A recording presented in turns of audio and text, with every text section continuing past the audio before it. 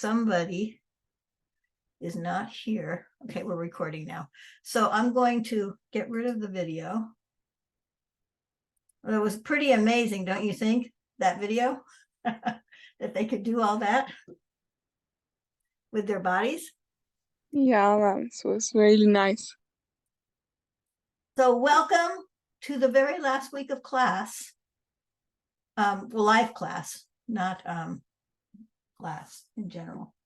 Let me do the slideshow, play from, okay, I'm just going to do it from here. I don't like when we, okay, share the screen. I'm not going to do the slideshow because it messes me up. PowerPoint messes me up. So this is week 13, and today we're working on inferences. So who would like to start reading? Somebody who hasn't, not Marcel, somebody else. Okay, Shiva, please go ahead. Okay, Unit 2, making inferences. An inference is a kind of guess. To infer, you use what you already know about something to try to guess more about it. In everyday life, you often make inferences. Examples: while you are riding the bus, you hear a young woman talking about exams. She looks too old to be a high school student, but too young to be a teacher. You infer that she's probably a college student. In New York's Italian neighborhood, a crowd is watching a soccer match outside on a big screen. You know that there is a World Cup match between Italy and Brazil. Suddenly, everyone gives a great shout. You infer that the Italian team has made a goal. Right, because you're in the Italian section of New York, right? Very good. Okay, so let me see the next slide. So who would like to read this one? Do I have a volunteer? Lita, go ahead. Good readers often make references while they are reading. For example, they infer the general meaning of new words when they do not want to stop and look them up in the dictionary. Part 2, Unit 3 focuses on this important skill of guessing meaning from context. They also make inferences about the content of what they are reading. In fiction, they notice clues, piece of information in the descriptions or the dialogue. They use these clues to make inferences about the people, the situation, or the plot. In nonfiction, they make inferences from information in the text to fill in the gaps in their knowledge about the topic or in their understanding of the ideas. Right, so this is very similar to guessing meaning from context that we studied about vocabulary words, but in this case, we're looking at the whole text of something. And it can be a picture, it can be a dialogue, it can be a reading. So we're going to start with a little practice activity. So here's a picture. And I'm going to ask you these questions, and you can type the answers in the chat. So, so the title of this picture is The Drop-Off. And so how is the girl feeling? And how do you know this? Go ahead, type your answer in the chat box. How is the girl feeling? And how do you know this?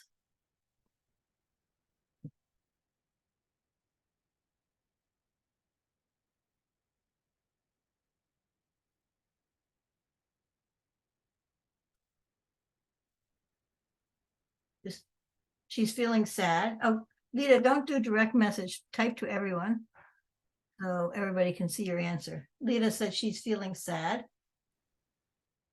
How do you know that she's feeling sad?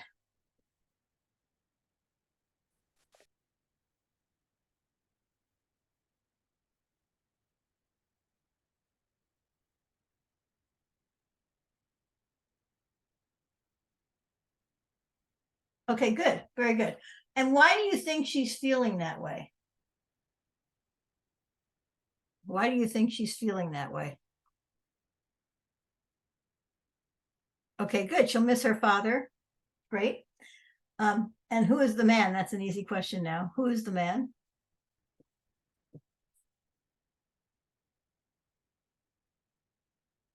Great. And where are they?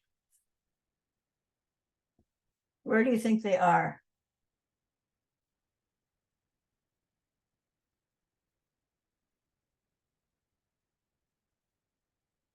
Good, Marcel. Her dad is dropping her off to school. And the title of the picture is the drop off, right? And how old do you think the girl is?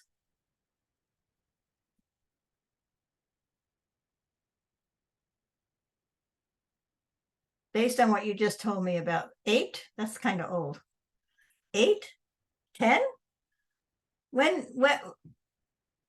do you usually cry when you're 8 to 10 and going to school?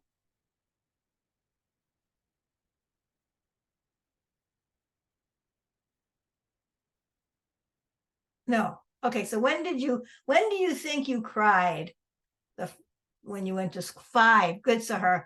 She's probably 5 going to school for the very first time. And what do you think she's thinking right now? If you could give her words, what would she say?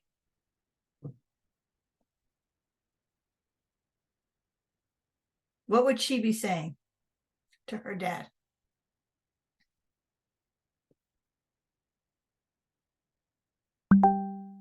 I don't want to be far from you. What do you think her dad's saying to her? What if I'm lost? Good. What do you think her dad's saying? I don't want to go to school. Right. Good. These are all great. And then what do you think her dad's saying to her? If you were her dad or her mom, what would you be saying to her? Good. So this is all what you're doing right now is called inferences. Don't worry. Great. These are all inferences. So we're going to practice doing this in small groups. Let me show you the link. I sent it in the email, but I'm going to put you in groups. You don't have your groups yet, but let me show you what it's going to look like. So this one we finished. You don't need to do this. Can you see my screen okay? Everybody, can you see the document? Yes, ma'am. Okay, so this one we finished, so you don't need to worry about this one, but I want you to do this one. And here are the questions for you down here, and you're going to do this in your groups.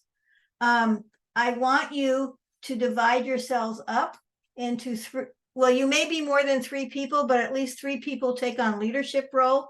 One person will be the leader. That will be the person who makes sure the time and everybody contributes, okay? And then one person is going to be the speaker. The speaker is going to be the person, when we come back to the whole room, you're going to report back, okay? You're going to be the speaker in the group. When I say group 1, what did you say about the picture? The speaker will answer. You have to decide in advance. And the third one is going to be the recorder. That person is going to write the answer to the questions here on the paper, okay? Does everybody understand? Yes, you understand, or no? Review again.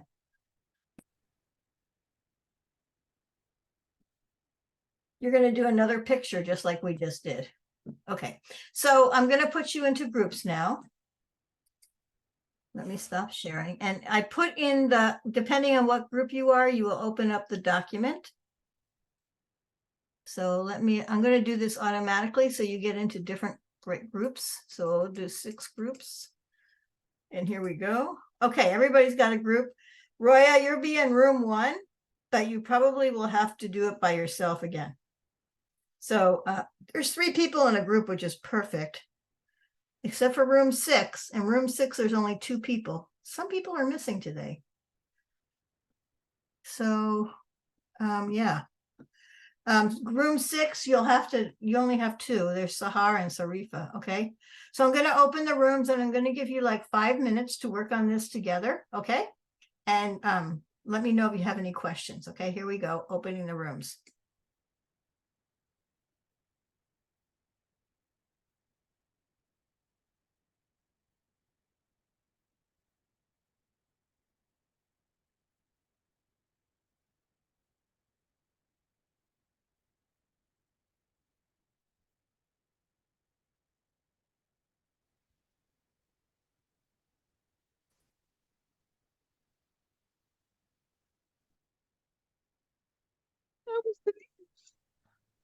Professor, I think your mic is off.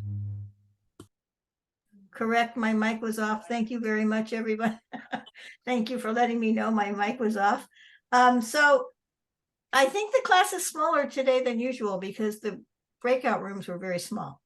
But I noticed that a lot of people called this a jungle. And we, in the US, we would never call that photo a jungle because a jungle is hot and humid. And this is not a hot and humid place, right?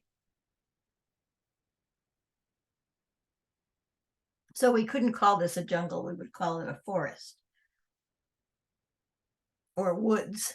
Okay, so who would like, in group one, who would like to read what they have?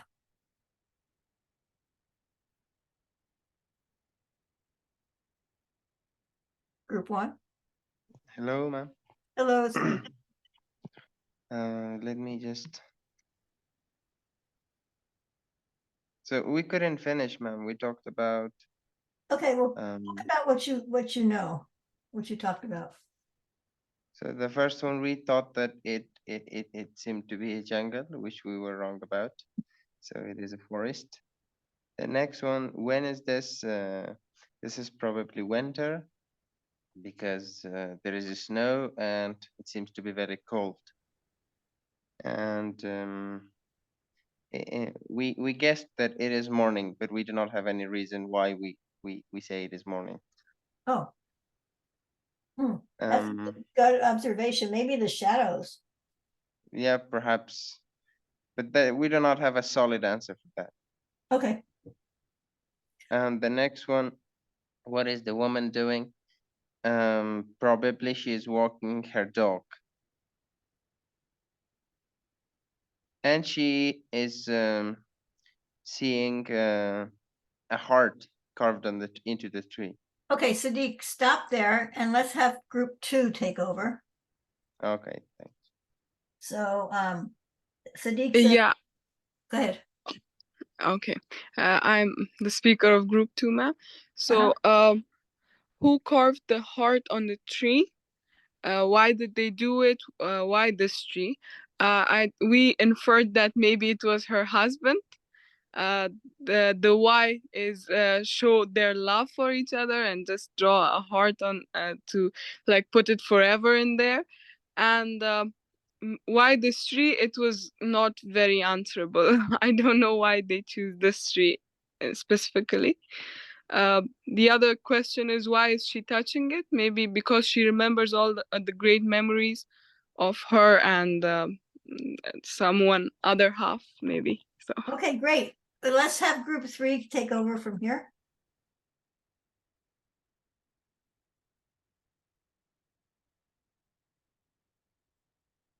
Who's in group three? Ma'am, may I? Yeah. Okay. Let me go to that page. Okay, where do you think this is? It's a forest? No, go down to why is this picture called Memories? Okay, where is it? Why is this picture called Memories? Because it brings back her memories. What memories? Memories that she had with her lover or with her husband. Okay. And the second one is what is she remembering? She's remembering her love or the memories that she had.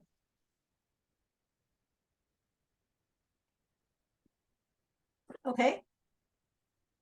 And Then let's how does she feel? let's She go to feels group sad. number 4 for the last question. Group number 4 for the last question.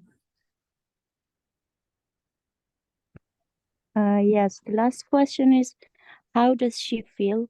I think she feels happy and remembering the happiest moments that they had in front of this tree, and they craft this heart. Just reminding Does anybody think she might the have memory. does anybody think she might be feeling sad? It's possible, ma'am. And it sounds like right now, as she is alone, she feels maybe sad So and do you reminding think a if memory. she was happy, wouldn't she be with her lover or her husband together looking at it? But she's alone, right? Yeah, right now because she's She's alone, alone and she's upset. she is yeah, she is reminding an old story and an old memory. So you guys did a good job, but I can tell that this is not an easy process for you to infer because you want everything black and white. And sometimes you have to think about what's happening around. So my guess is she's alone and she's looking at the heart that they carved in many, many years ago, maybe when they were children. Maybe they've known each other for a long time. And I would guess maybe boyfriend or husband. And he's missing or he's not there and she's thinking about that past. Maybe she married somebody else, maybe they had a problem, maybe he died. I don't know. That part we don't really know. But that I think she's sad and she's with her dog. And she's thinking about that moment when they made the heart in the tree. But you guys did a good job, but I can see that inference is not an easy skill. So let's go on and we'll continue. Let me share my screen so we can go on to the next activity. And since I didn't get people from groups 5 and 6 to speak, how about somebody from group 5 read for me the screen here on making inferences? Well, we have to have 2 people. So somebody from group 5 and somebody from group 6. Group 5, you can be person A, and group 6, you can be person B. So who's going to speak from group 5 and 6? Okay, Sharifa and Sahar, go ahead. Can I speak that? Yeah, one of you is A and one of you is B.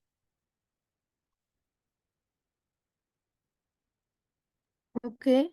Excuse me, do you live around here? Is this Shelton Street? Person B, No, this is Garden Street. person A. Garden? I don't see it here on my map. Let me have a look here. We are right here at the corner of Garden and Summerest. Oh, so where is Shelton? You go to the end of Garden, take a right, and then let's see. I think your second left there is an intersection. But you know I'm going that way myself. I will show you. I mean, if you want. That would be great. I'm supposed to meet someone to get a key and I'm late already. Hey, that looks heavy. Let me take it. Oh, it is all right. It's got wheels. No, really, I will take it. Okay, so that's the conversation. So here are the questions. So where are these people? Where are they? At the Garden Street? Garden Street? Yeah, but they're outside, right? Yeah. Yeah, they're outside.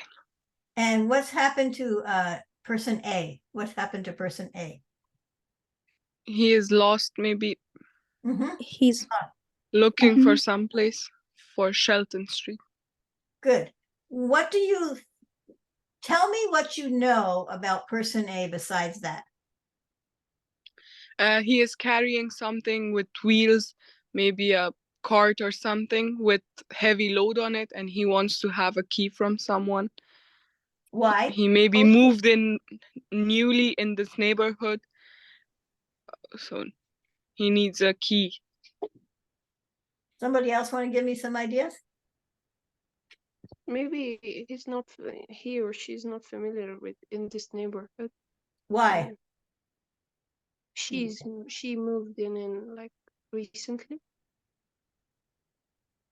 or Okay, she's for vacation or what can travel. you say about person B now? So we talked about person A. What do you know about person B? It's someone who lives in this neighborhood Okay. Yeah, for a long and time. knows the neighborhood very Okay. well. Very good. Right. So yeah, I would say that person A is probably either visiting or moving to the city, and they have to meet someone to get a key, right? So they're not staying in a hotel. Maybe they're staying at, maybe they have a house, so maybe they're moving there, right? And So what do maybe you think? this is just a car key, ma'am. Maybe it's a car key, but I'm guessing it's a house key because the person has a suitcase. Well, I didn't say that. The person has something on wheels, which I assume to be a suitcase. Yeah, it's a suitcase. So it I looks think. heavy. Let me take it. No, it's all right. It's got wheels.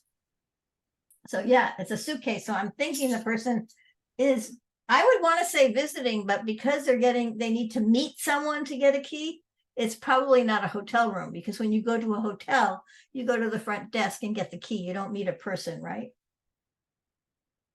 So you see how we inferred, right? All this stuff about the conversation. Right? Okay, so let's take a look at what we're going to do next. I'm going to put you in the same groups. We're going to do the first one together. Can you see my document? Everybody? Yes, ma'am. Okay, so these Yes. paragraphs are examples of different genres, kinds of writing.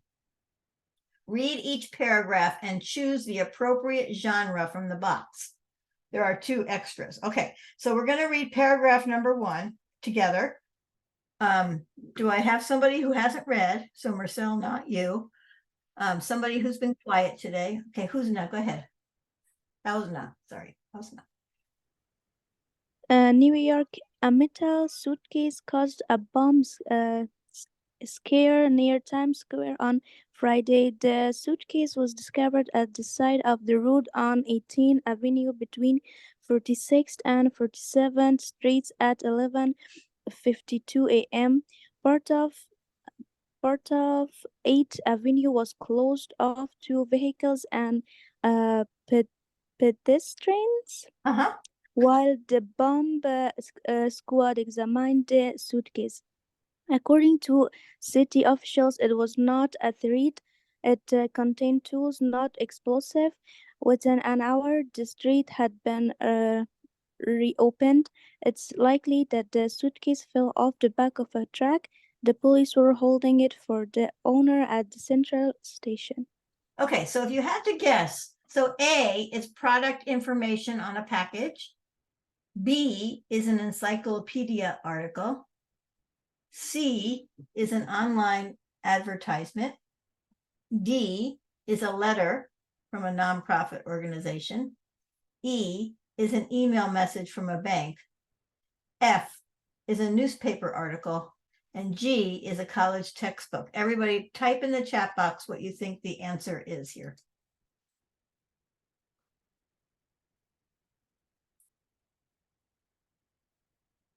Good.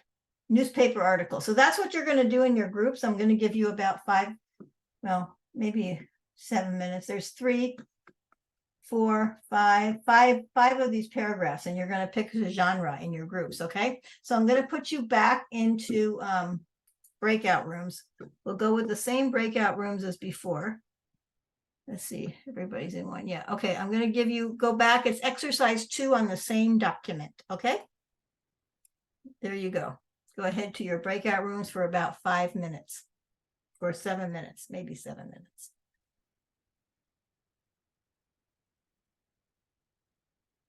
And do exercise 2.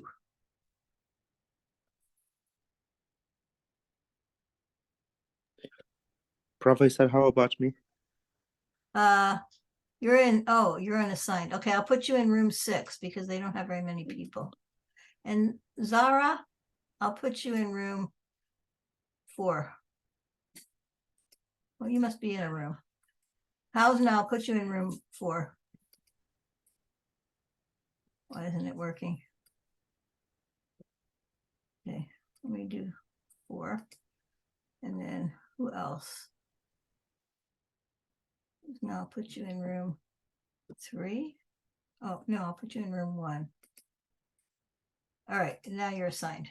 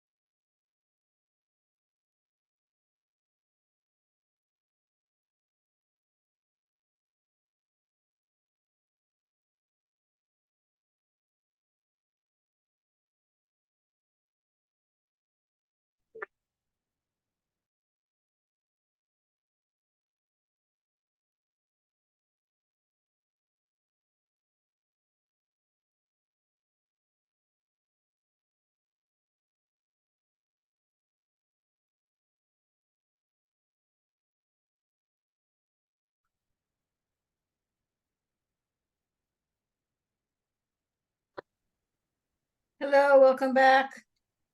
I hope you had time to finish. I'm not sure. But I want to keep the time because I don't want to keep you too long.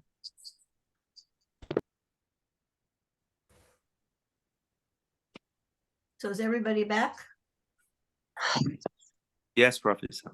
Okay, Yeah. so let's start with room 4. Go ahead and read number 2 for me, room 4, whoever would like to read from room 4. Amidula, Zara, or the Zaras. Yes, ma'am. Okay. It is G. Go ahead For and the read the second. paragraph for me. Okay, ma'am. Every year, more than 10 million children in developing countries die before reaching their 5th birthday. Of these deaths, 7 million are caused by one or more of 5 common conditions: pneumonia, diarrhea, malaria, measles, and malnutrition. These conditions can be prevented in simple and inexpensive ways, with vaccination, bed nets, food, clean drinking water, and basic medicine. So why do so many children still die every day? The aim of our organization is to reduce these numbers, to save as many children as possible from unnecessary suffering and death. It was the And why? letter. I think it's a letter from a non-profit organization, maybe for people that. But the question is, why do you think that? What made you think that? Because mostly non-profit organizations fight for such cases. Okay, And is there a phrase in the paragraph that tells you that this is what it is? press A phrase. the aim of our organization. Yes, yeah, the aim of, that's the clue right there. When it says the aim of our organization, it has to be a letter from a nonprofit organization. Very good. Okay, so group number 5, would you like somebody from group number 5 read number 3?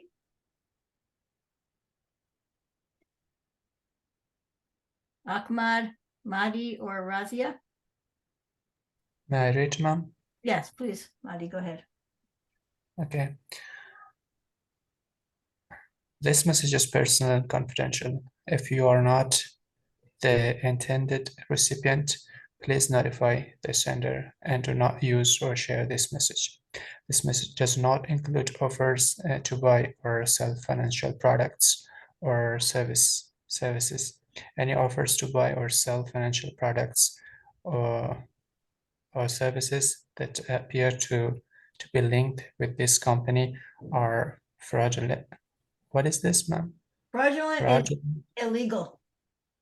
Okay, so you should not respond to such offers, and you should notify the company immediately. Answer. I think the answer is E. It is an email message from a bank. Why? Because in the text we have the clue, the message, a personal message, which is confidential. And also sender, right? Yeah. These are all words that you use in an email. So yeah, very good. Okay. So group number 6, you can read number 4.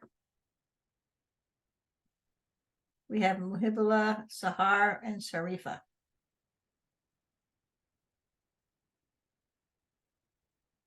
Who would like to read number 4 for us?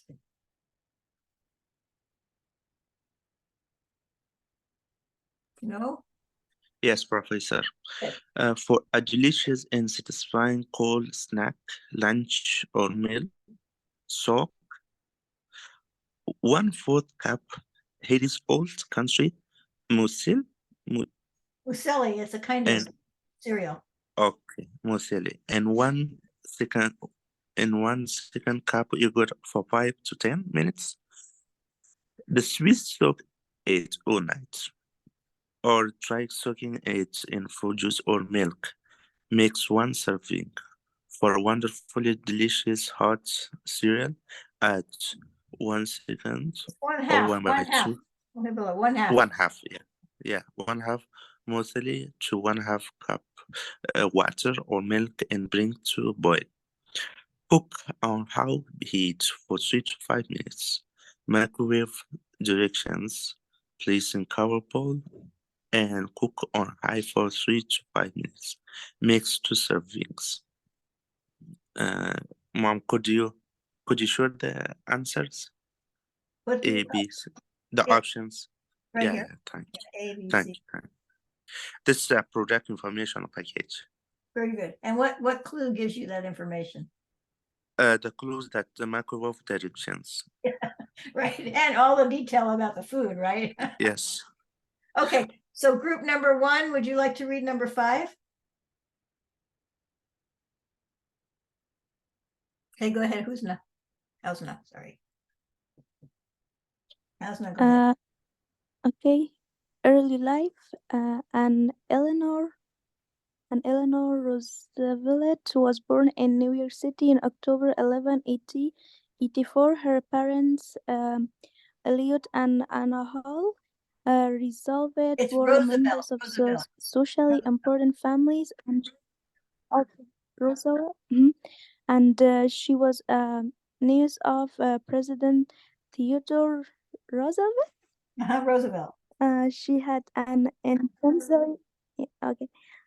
She had an intensely unhappy childhood. Her mother, widely known her for beauty, made fun of Eleanor for her plainness. Her father, whom she adored, was an alcoholic and often absent.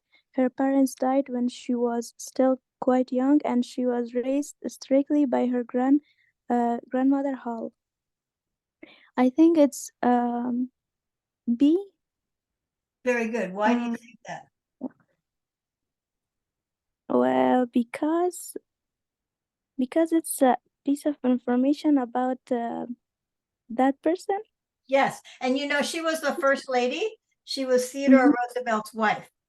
So she was Yes. the first lady of the United States. I think her husband had 4 terms. The only president that had 4 terms. They changed the law after that. Okay, very good. So you're getting better at inference, I think. So let's zoom on down here. Okay, so this is our last class this way live, but you have a lot of stuff to do.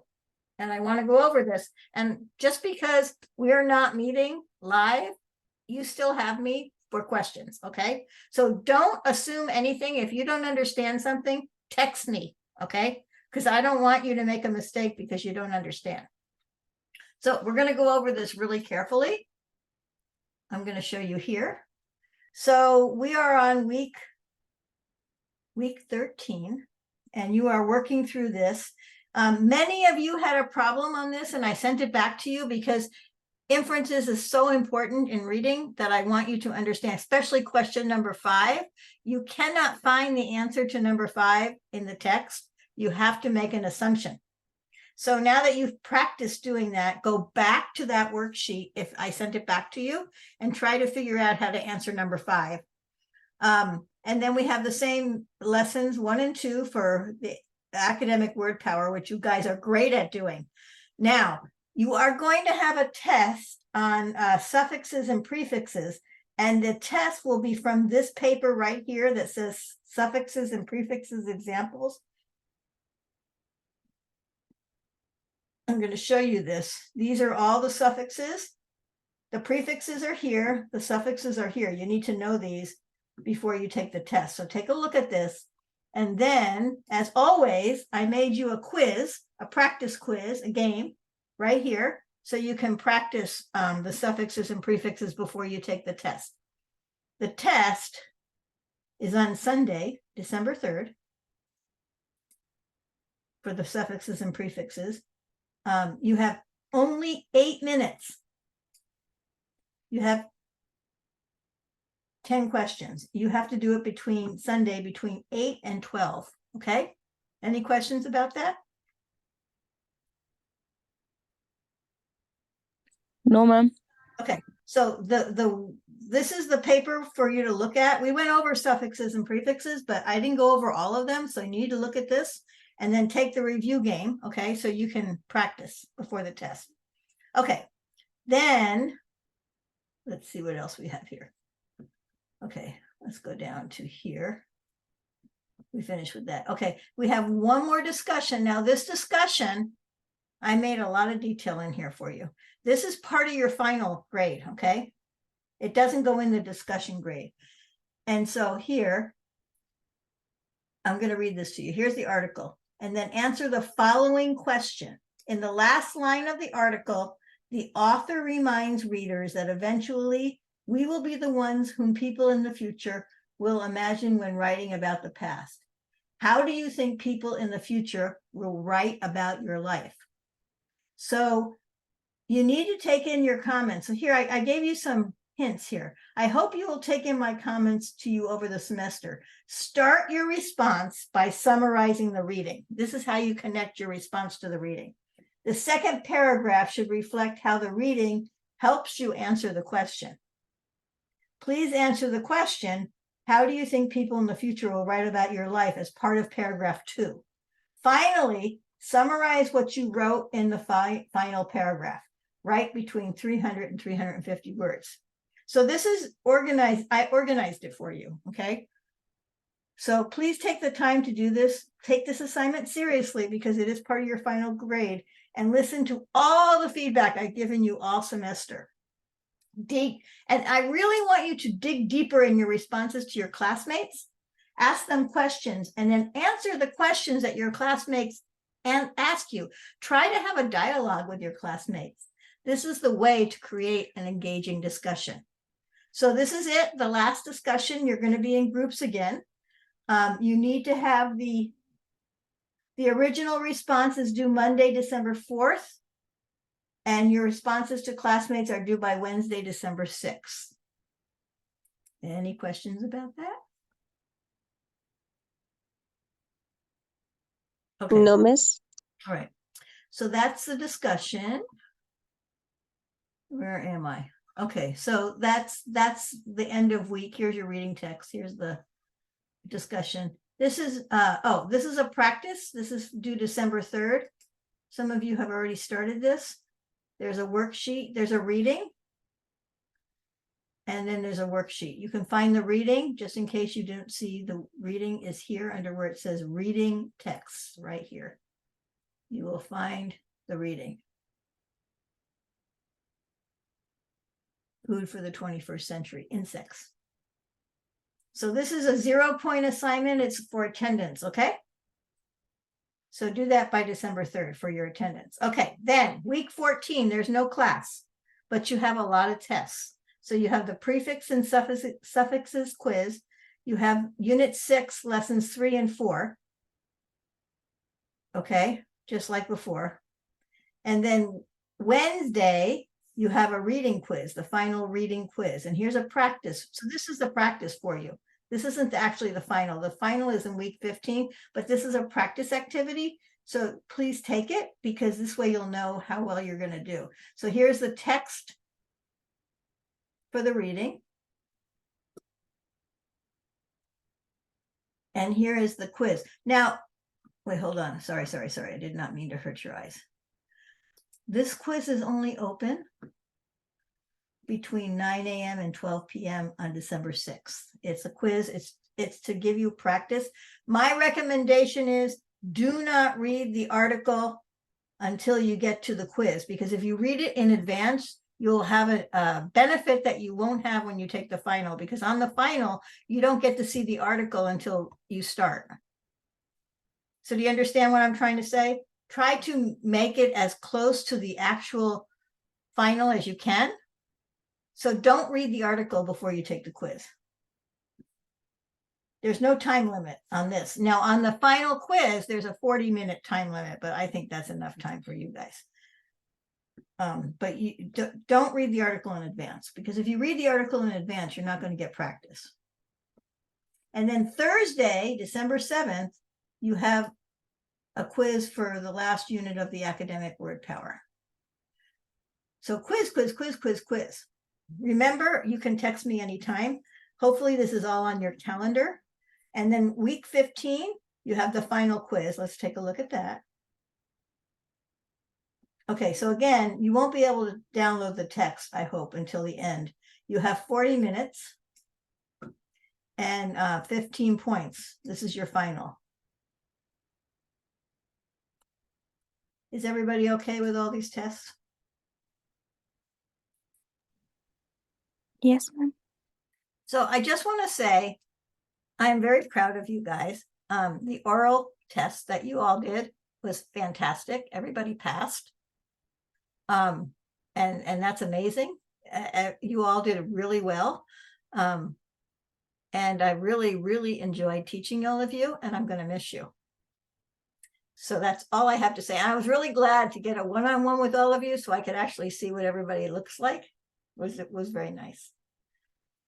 So yeah, if you have any questions, you know how to find me, right? And you know how to find each other. I will miss you, and I think you're all going to pass. I don't see anybody who's even close to not passing, so you'll all move on to the next group class.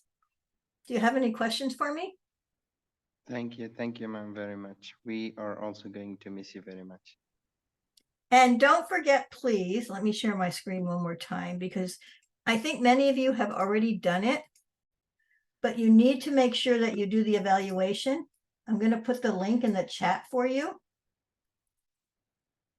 because it's very important for me and for all of the faculty that you evaluate us on how well we helped you learn.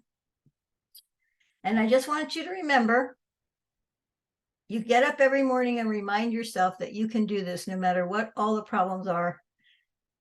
Yes, you can. And I'm really proud of all of you. That's all I can say. I'm really, really, really proud of all of you. I've never had a class that everybody passed like this before. So if you have no more questions, we're done.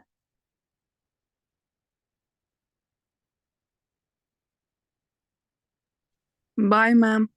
Bye. We're gonna miss you a lot. Well, I'm going to miss you guys too.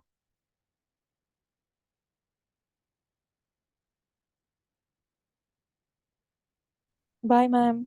Bye. Goodbye, ma'am. Bye, Zara. Professor, Goodbye, I Professor. came late, so What? Professor, I came late, so would you mind me present? Yeah, I got the, when you were in the small groups, I got everybody. Thank you for having you. Have a great time. You too. Bye-bye. Sorry, ma'am, for the last 5 minutes, I just lost my connection.